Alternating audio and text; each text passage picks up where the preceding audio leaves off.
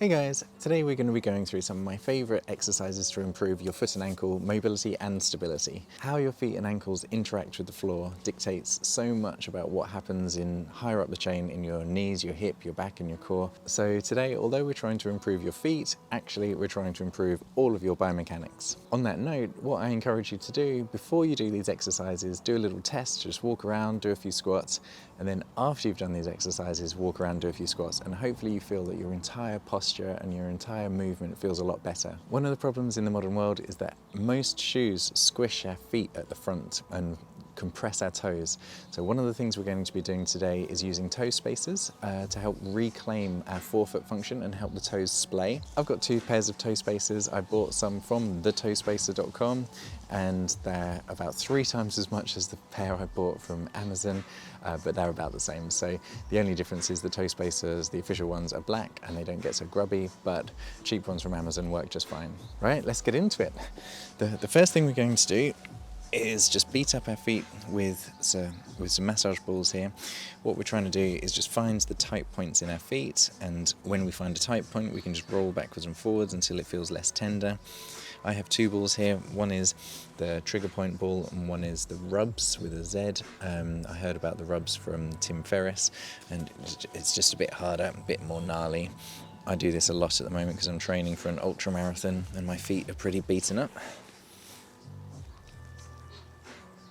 Once our feet are nice and loosened up, we're going to do a knees over toes calf raise where we hold onto a wall and then push our knees forwards over our toes as we look down over them, and then do some calf raises here.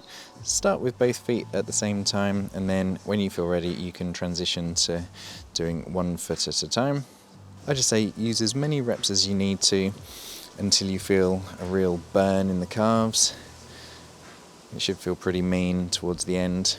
What I found with these knees over toes calf raises is that it's really helped build a strong relationship between my toe strength and my knee health. I actually got this exercise from knees over toes guy Ben Patrick, and by doing these exercises it's helped my forefoot and the strength of my forefoot really control how my ankle works and how my tibia works, and then therefore that helps the knee.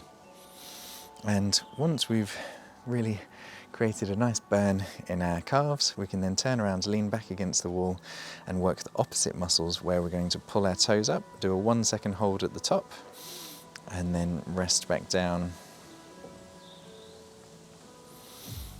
This is an often neglected muscle group, the anterior compartment of the leg, the lower leg, and strengthening these muscles helps control your foot as the foot hits the floor, as the heel hits the floor, and then the forefoot slams down in walking, running, jumping. So we really need to be activating these anterior muscles and the dorsal foot muscles to help control how our foot lands on the floor. We can then progress from those 2 exercises into a plantar flexed squat. So here I'm up on my tiptoes and my toes are really gripping the floor while I then go down into a deep squat, keeping my heels off the ground and having to balance through my toes. It doesn't take too many reps until the bottoms of your feet and your lower calves are really screaming at you. And it's a great exercise to build that neurological relationship between your feet, your knees, your hips and your core, where your brain is having to control this strange movement.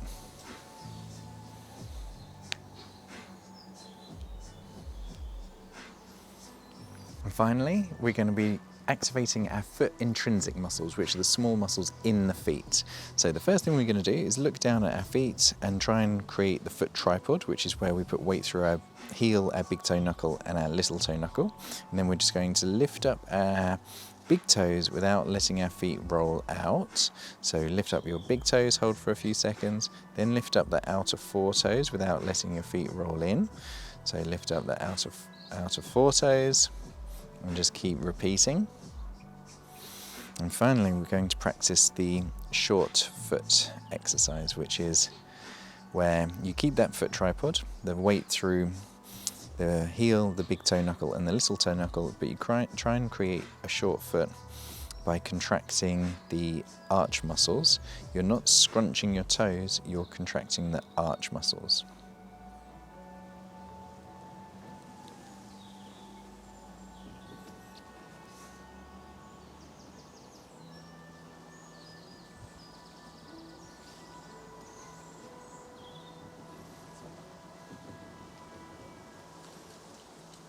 Okay guys, so they are my favourite foot exercises and I try and introduce them to some workouts every single week. The other obvious things that should help your feet are just walking around barefoot, doing your training barefoot, or just walking around in minimal shoes, because it has been shown that walking around in something like a Vivo barefoot can improve your foot strength as well. For some of my other favourite lower limb exercises, I'll leave you with a video up here.